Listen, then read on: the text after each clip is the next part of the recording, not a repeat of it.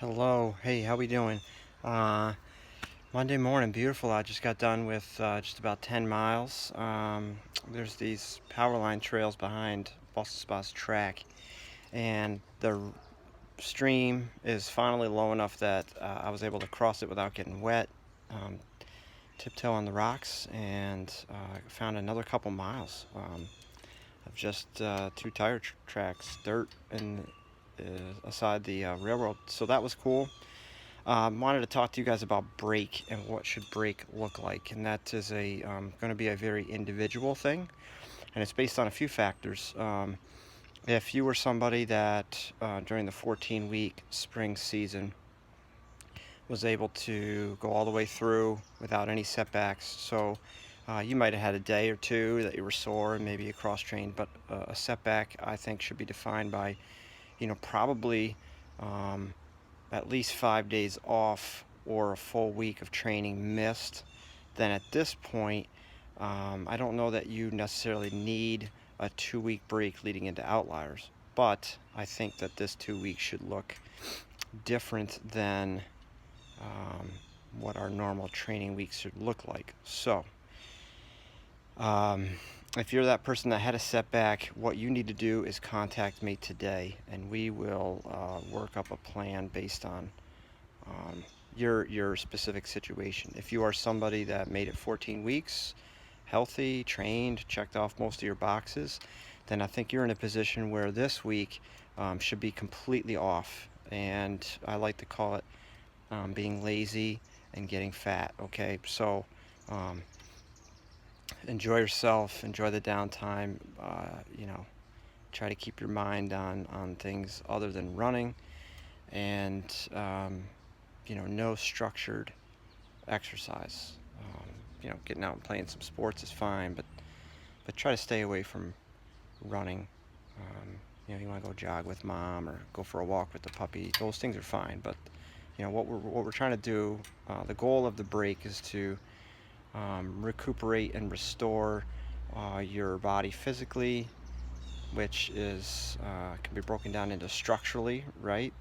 Some things tend to get sore or some types of overuse, irritations, agitations, because running is a very repetitive motion.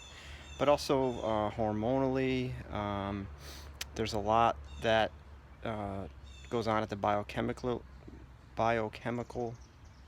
level in training, and so restoring those testosterone levels and those hormone levels back to a homeostasis during the break, I think is important. That also influences your emotional recovery, right? The willingness and the eagerness to train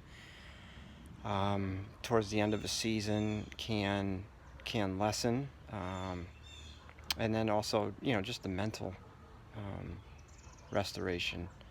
And I think when you can um, recycle those things, refresh those things during the break. That's the goal. So I think for everybody that had a successful 14 weeks of no major setbacks, the first week just needs to be completely off, and that second week, which would be the week leading into the start of Outliers, which is June 29th, um, should look very easy and not very structured, but just getting out and getting some easy runs in. And I'll post a document towards the end of this week that will help you try to determine what you want to do. I think the majority of that should and could be cross training, biking, swimming, um, light cardiovascular exercises that have low impact, right? Running impact every time you land on a foot, because the majority of the running phase is in the air. It's a flight.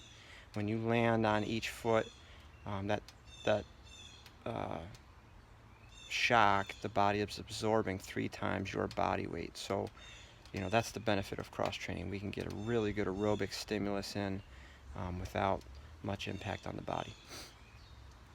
So, you fall into two categories. Those with setbacks need to reach out to me today, and those that did not, look for a document with an accompanying video later this week that will guide you through next week. I cannot wait for Outliers. I am so excited. I'll send an Outliers update later this week that will have some things that you'll need to do in order to for us to be ready to rock and roll week 1. If you haven't signed up, sign up.